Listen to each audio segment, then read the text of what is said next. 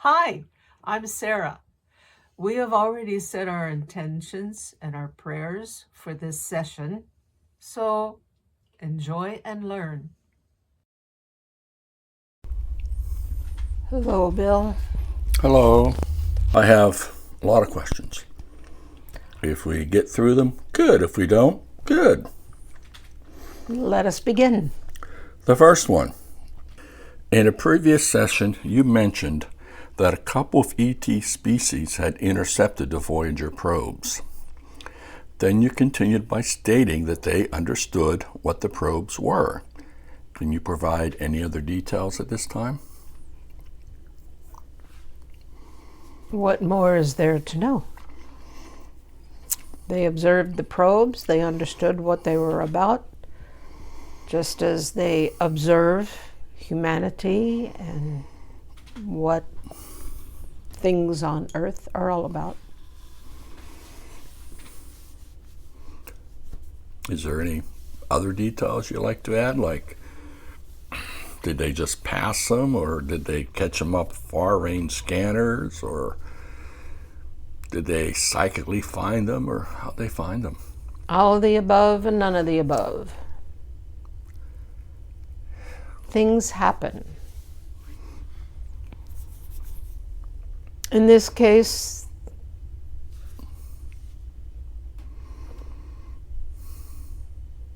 as you know, there are many, as you call them, extraterrestrials observing this planet,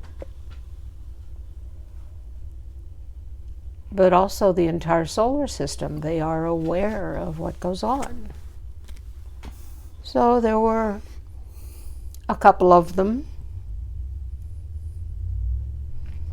tuned in, shall we say, as well as physically in their ships, as you call them. Went to check them out just out of curiosity, knowing that they weren't, knowing in advance that they weren't harmful in any way. They were just curious. Pretty much reported to anyone else who was interested in what they observed. And that's it. Okay.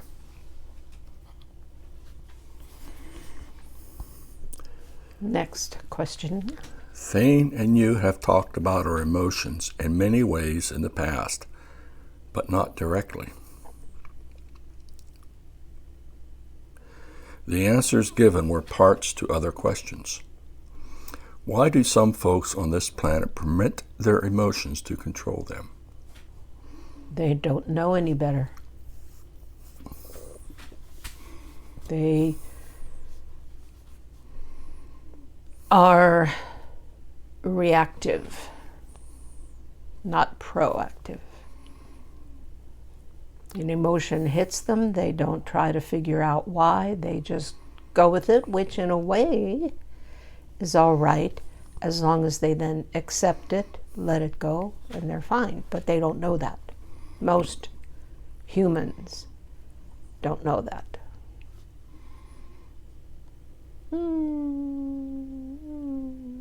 I was going to correct that as to many humans, but no, it's most. But a good many, like yourselves, are learning. That's the important part. So in other words, some of us are moving from a backwater world to a higher dimension. Snicker, snicker. Yeah, if you want to put it that way. That thought just came to me. Probably my team is poking fun at us. Yeah. In the books I am currently reading, the author talks about thought forms. Back in session 4, the following was stated, and I quote, "Emotions connected with thought create things. The stronger the emotion, the more real the thought and the consequence creation," unquote. And your thoughts on this are? What you just stated. Truth, It's not true. truth. Yes, it is true. Emotions plus thoughts can create physicality of some sort. The stronger the emotion, the more intense the thought, the more creativity. In many cases, it turns out to be imbalance in the body, illness, or stupidity, as you call it. Yeah. In session 18, the visitor stated that some beings that are in low frequency want to stay there and do not want to raise their frequencies. Can you give some reasons as to why that is? Fear, Fear of what? change, fear of making the effort, just fear in general. That harkens back to your other question about emotions. People are fearful of what they might find if they examine their emotions and decide to, or I should say, make a decision to explore and accept. They're fearful of what that might bring about. We all know that that's a good thing, but even good things cause some people fear, many people. Fear is the basis of everything that could be perceived as negativity. In the last session, you touched on the books that Sarah was reading at that time regarding extra low frequency beings feeding off the fears of people. Can you expand on this so we can understand what not to do when extra low frequency beings are around us? Don't be afraid of them, and call upon your guides to help lift you from them. It's one way of putting it. Is that satisfactory? I guess. That answers the questions. I already knew the answer before I asked it, but I'm asking it for the viewers. Okay. Very thoughtful of you. Seems as though these last questions and these several and this question are all kind of related.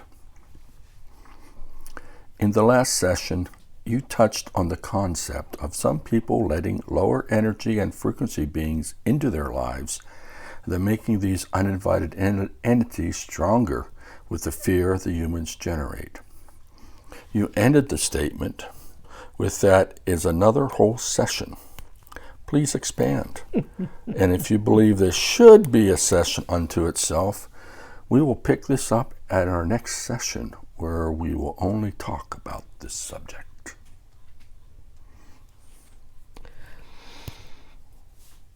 I believe that if your viewers recognize that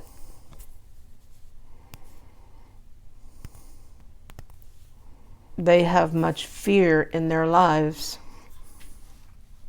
not abject fear of quivering in a corner somewhere, but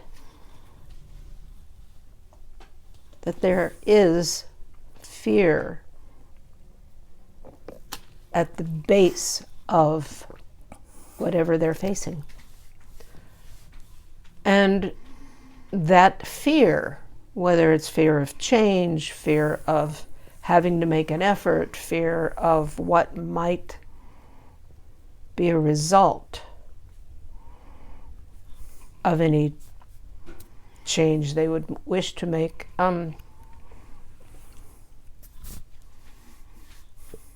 fear is the basis of any and all negativity.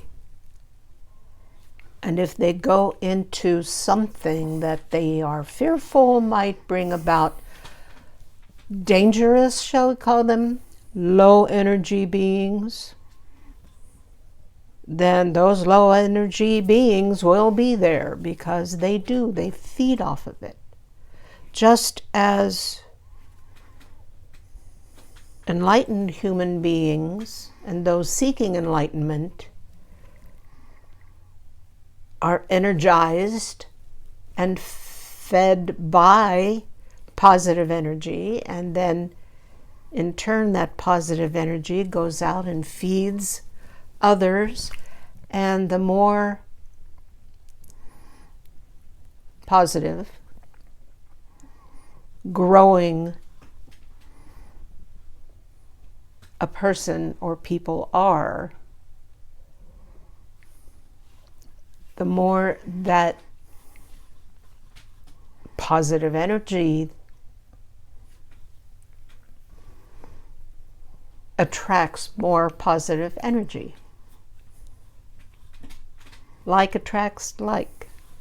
Fear attracts fearful beings, and that's what the lower energy beings are. That's why they are attracted when humans are fearful, because they want to increase their own fear, because they're too afraid to try anything different.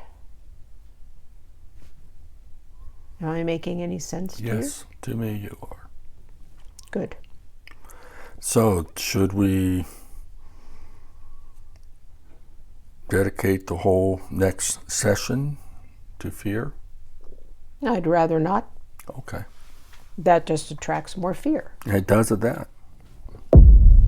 And I believe that this question has been answered. Many times. Yes, but to its fullest. Okay. At least at the moment. Do all the incarnated entities of a soul family die at the same time? No. No. I didn't think so. If enlightened humans on Earth have the ability to sense the direction we need to go as a planet and as a species, will they make only decisions in their lives to get us closer to the goal of an enlightened Earth, even if they are not in the public eye? And will these decisions move us in that direction? No and yes. Oh, I expected yes and yes, so please expand. The no is merely a comment on the way you phrased this. Because as you well know, humans don't only focus on lifting humanity, increasing enlightenment, healing Gaia, bringing everything up. Humans are humans. It fluctuates. But the more they desire such a thing, the more they will do whatever they can to increase that within themselves and anyone else. But it's not a constant thing, because humans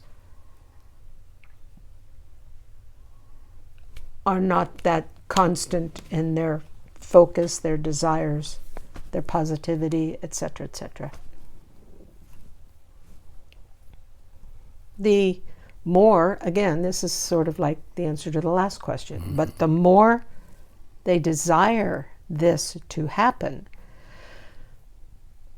the more they will begin to be on that side of things, but they're human, so they might backslide, shall we say. But it's understandable. They must, I won't put it that way. I will say, when that happens to yourselves here or any humans who view this session, when it happens, forgive yourself, and don't forget to ask your guides to help you along that way, to remind you when your focus is tuned to the wrong place, to get back in tune. That doesn't mean you'll always listen, but that's the way to do it.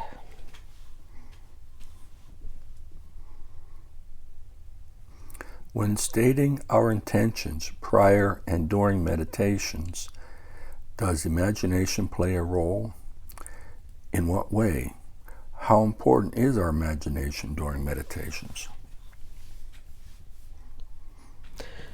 It's best when meditating to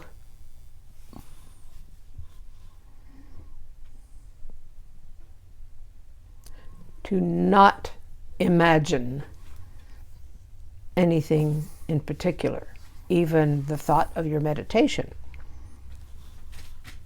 Because imagination and thoughts mostly come, well, maybe completely come from your physical mind. I know, okay, not the brain, but your mind. And that's one of the things you want to step aside to not get in the way in order for your meditation to achieve optimum value to yourself.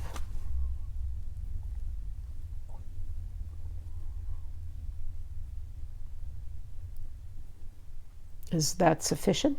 Yeah, I'm just waiting to see if there's anything else you want to say about it.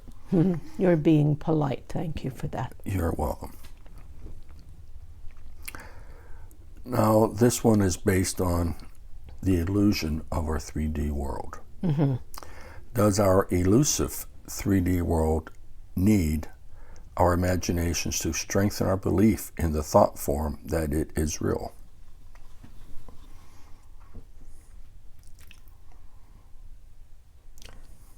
Repeat what you said, please.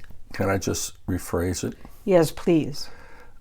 Everything in this world is created by the entities who want to experience what goes on in this world. Correct? By the co-creation Yes. of your agreement for the general Yes. 3D world. Yes. So that is the illusion of which I'm talking about. Illusion. Yes. Yes. Now, does our imaginations, which you just said actually come from our mind, which actually help us with thought forms in a way, strengthen our belief in the thought form that we've created this world? And does that help us to understand that it is real and not an illusion? Does that make more sense now? Even though I like the way I asked the question first. It was confusing. Well, but confusing questions are good because then you can get all different types of answers. For the most part, yes. It takes imagination to create, because imagination becomes thought forms. And hence thought forms can be created collectively, everyone's imaginations, even before coming to this planet. But the collective agreement requires imagination to bring your illusion into that sense of reality. How's that? That's good.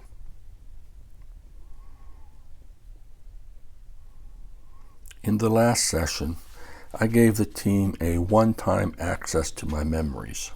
Mm-hmm. Since then, that event got me thinking about our guides. Do we need to give access of our beings to our guides? And would this increase their ability to aid us in our enlightenment journey?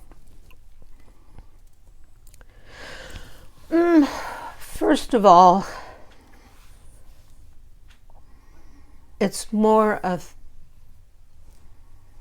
permission Access is available, but without permission, guides, angels, spiritual beings will not impinge on your personal freedoms. Oh. So the answer to the question is yes. I guess I could have said that, but I like your answer better. however, your personal guides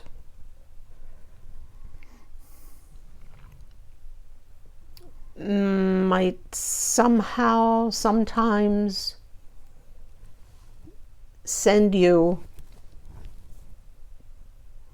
well, let's say a feeling of you must go this way and not that because it's safer.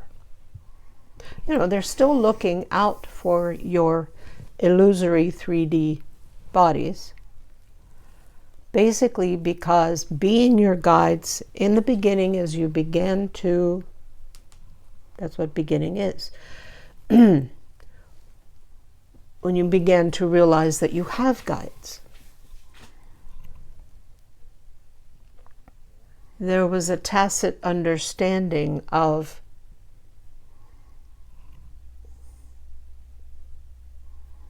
inviting them into your consciousness. In which case, they can interfere if they feel it, if they truly believe it's necessary. But at the same time, it's more polite, more considerate, more within the terms of agreements for you to ask. Asking to be present and guiding this session. Asking for safekeeping when you are in traffic in your truck. Much of this, as I said, is more, it's a tacit agreement that they'll help. But it's much better to be more consciously aware of asking for their assistance. You know, even saying, please be with me while I am contemplating thus and so, or attempting to do something else, please be with me. That is a form of asking. And they will be more active participants. But it's okay, since you have this agreement with your guides to basically be with you all the time, that they might guide you here and there, give you an idea, a little push. But it's because you've already invited them to do so. How's that? That's very good.